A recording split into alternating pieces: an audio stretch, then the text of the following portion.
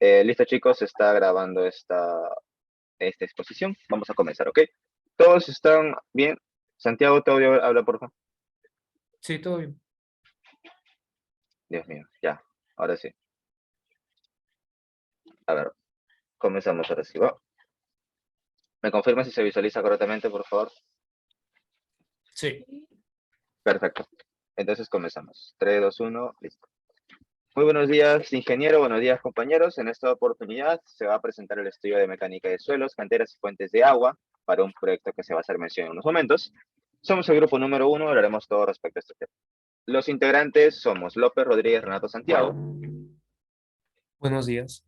Bueno Abanto Perlita Mariceli, Buen día. Flores Rodríguez Omar, Buenos días. Arango Velázquez Yoshio y quien les habla Pereira Morales John William. Bien, el tema a tratar son los suelos, canteras y fuentes de agua del proyecto de mejoramiento de la vía de evitamiento. Comenzamos hablando sobre el estudio de mecánica de suelos y el objetivo general del proyecto, y es que este se realiza con el objetivo de determinar la calidad del suelo y sus posibles mejoras para el tipo de proyecto que queremos ejecutar sobre él. En nuestro caso, el mejoramiento y o rehabilitación en el tramo entre la progresiva kilómetros 871 más 680 de la carretera Nazca, Chalhuanca, Bancay, Cusco. De la misma manera, tenemos diferentes objetivos específicos planteados. Hacer exploraciones de campo para determinar las características físicas y mecánicas de la subrasante, elaborar un perfil estratigráfico de la subrasante, identificar los sectores con baja capacidad portante para mejorarlas, evaluar las canteras y las fuentes de aguas más óptimas para utilizarse durante la ejecución del proyecto. El proyecto se encuentra ubicado a una altura de 2.377 metros sobre el nivel del mar, en el sur de los Andes peruanos, a orillas del río Marañón, afluente del río Pachachaca, entre la carretera de los Caminos del Inca y la vía Libertadores, conectando Ayacucho y Cusco. El estudio de suelos en la vía evitamiento. Se realizaron calicatas alternando de un lado a otro cada 200 metros y a una profundidad promedio de 1.5 metros. En el cuadro que visualizan en pantalla se muestra el resumen de las muestras tomadas en cada tramo de la carretera de principio a fin. Esta tabla es la tabla número 5.1, extraída del expediente técnico del proyecto ya mencionado. Los trabajos realizados en laboratorio han sido 3: ejecución de ensayos de laboratorio, evaluación de los trabajos de campo y laboratorio y finalmente los perfiles estratigráficos. Los equipos que se utilizaron para este tipo de trabajos han sido las balanzas de diferentes tipos de pesos, anillos también de dos tipos, tenemos de 50 kilonewton y 200 libras, tenemos horno de temperatura gradual y una copa Casagrande con contador análogo. Los tipos de ensayo de laboratorio son los siguientes, tenemos 5: análisis granulométrico por tamizado, humedad natural, límites de Atterberg, clasificación de suelos por los métodos SUX y ASHTO, y Proctor modificado y el CBR. Los ensayos de mecánica de suelos, como visualizan ustedes en la tabla 5.2, se efectuaron 78 calicatas, de las cuales se han extraído 114 muestras y fueron sometidas a los ensayos mencionados anteriormente, y se detallan en la tabla que están visualizando. Los resultados obtenidos de estos mismos ensayos son los siguientes. Tenemos la tabla número 5.3, en la que se muestra el cuadro de resumen de ensayos de laboratorio. Esto ha sido todo de mi parte, lo dejo con mi compañero que continuará con la explicación. Gracias. Siguiente, por favor. Bueno, siguiendo con la exposición, tenemos caracterización de suelos. Para realizar la caracterización de suelos del proyecto se utilizó el Sistema Unificado de Clasificado de Suelos, o mejor conocido como SUCS. En este caso se dividió la vía en dos tramos, y en estos tramos encontraremos pavimentos a nivel de firmado, trochas y terrenos agrícolas. En el primer tramo estudiado nos presenta estos resultados: un 78% de gravas, limosas y arcillosas, un 14% de arenas arcillosas y un 6% de limas de alta plasticidad. Siguiente. En nuestro segundo tramo encontramos 54% de gravas, 25% de arenas limosas y arcillosas y un 18% de limos de alta plasticidad. Siguiente. En el tercer tramo nos encontramos con los terrenos agrícolas, por lo que predomina el material orgánico en un 34%. Además tenemos un 37% de gravas limosas y arcillosas y un 7% de arenas pobremente graduadas. Siguiente. Y en el último tramo se encontró un 44% de bolonería y un 44% de gravas arcillosas y limosas y un 6% de arenas arcillosas. Siguiente. Condición estructural de terreno de fundación. Para este se utilizó el CBR. Este determinará la capacidad de carga del suelo. Para esto se emplearon 16 ensayos y a continuación en la tabla 5.4 se muestran los resultados. Estas tablas nos muestran que para un 95% de la máxima densidad de un promedio de 23.4% y un mínimo de 4.9%. Esto demuestra la buena a regular capacidad de cimentación a partir de la sobrasante. Siguiente. Napa freática. En el kilómetro 1, a la profundidad de 1.4 metros, se ubicó napa freática y este debe tenerse en cuenta para realizar las recomendaciones de los estudios hidrológicos y drenaje del proyecto. Le paso la palabra a mi compañero. Bien, siguiendo con el mejoramiento de los suelos, el objetivo principal es determinar los sectores de suelos de baja capacidad de soporte o suelos con problemas especiales, con una potencial de expansión, suelos blandos, suelos inadecuados, etc., para el reemplazo por suelos de mejores características fisomecánicas. Siguiente. En los criterios de mejoramiento, en cada análisis efectuado según el criterio correspondiente se representa una tabla con el resultado de las evaluaciones del material subrasante. Siguiente. Aquí se puede definir como suelos inadecuados a los suelos orgánicos, turbas y suelos que no cumpla con los con los requerimientos expresados en las especificaciones técnicas. En los criterios geotécnicos se puede ver que con los ensayos realizados como la CBR podremos determinar los suelos con baja capacidad de soporte, suelos expansivos, estado del suelo según el índice de consistencia, comprensibilidad y humedad natural. A continuación se pueden mostrar los datos obtenidos. Bien, como se puede apreciar en la tabla 5.7, los sectores con baja capacidad de soporte, se puede ver al lado izquierdo el número de tramo que es, y esta es las que tienen una capacidad de soporte baja.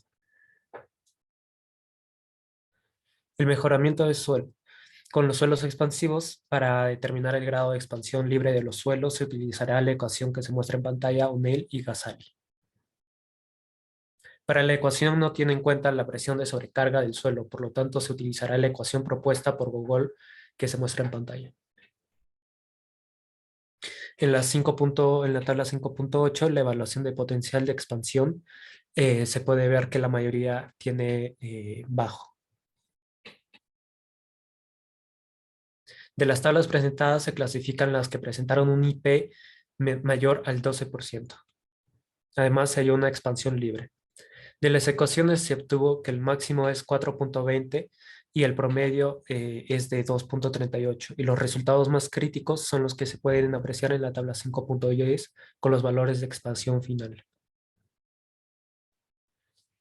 En el estado del suelo, según su índice de consistencia, como tenemos un suelo de comportamiento de la descomposición biomecánica de algunos carbones, fue conveniente evaluarlos por su índice de consistencia. Este criterio determinará si nos encontramos con un suelo líquido, plástico, sólido, como se puede ver al lado derecho, la condición de la mayoría de sólido. Al tener el suelo blando hasta las cargas pequeñas puede llegar a tener graves deficiencias de comportamiento, por lo que se utilizará la expresión que se puede ver en pantalla. En la tabla 5.12 los valores de índice de comprensibilidad, se puede ver que la mayoría es baja a mediana. La humedad natural mayor a OCH, los suelos con húmedos mayores a la óptima no se puede ser compacto, por lo que son difíciles de corregir. Por este motivo, con la tabla 5.13, los contenidos de humedad versus el OCH con los resultados obtenidos, se ha comprobado que existen sectores con valores de humedad ligeramente mayor al óptimo. Se puede ver que en el método de espesor de mejoramiento para las dimensiones de los espesores se tiene que adaptar a lo indicado al manual de carreteras. Se representan algunas propiedades físicas mecánicas para el material de la sustitución, como se puede apreciar. Se aplican métodos como el método de Bosinesk, que para determinar el espesor de mejoramiento con los sectores de alta comprensibilidad se utiliza la ecuación que se ve en pantalla. Aquí se puede ver que el espesor calculado por este método es de 55 centímetros. En el método de esfuerzo admisible, para utilizar este método, el esfuerzo vertical de compresión sobre la subrasante debe ser menor que el esfuerzo vertical admisible de compresión sobre la misma.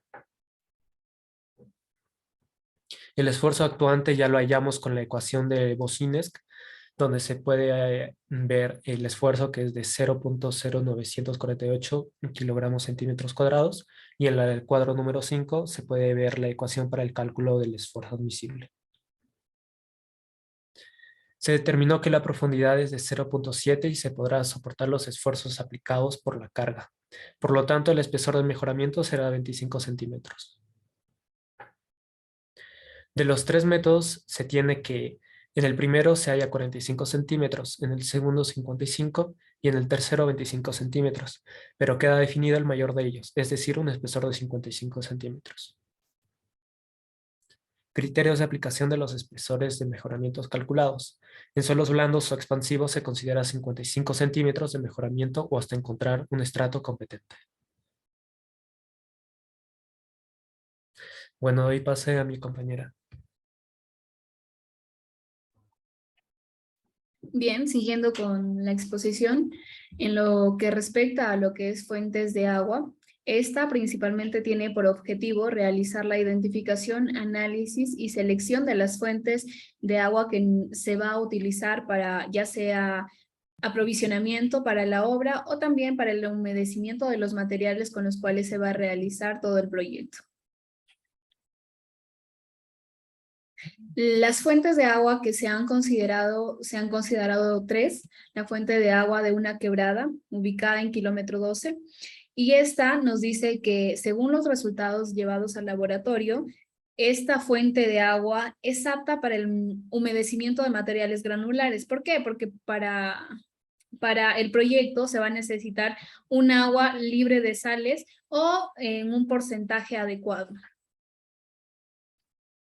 También tenemos la fuente de agua de río Pachachaca, ubicada en kilómetro 438 más 461 de la carretera Nazca a Bancay. Esta nos dice también que es apta para el humedecimiento de materiales granulares a usar. Y por último tenemos la fuente de agua que es el río Marañón, que esta tiene un acceso de 5 kilómetros, y los resultados fueron también que mediante los ensayos que se le han hecho a esta fuente de agua, los resultados dicen que es también apta para el humedecimiento de materiales granulares. Gracias por su atención.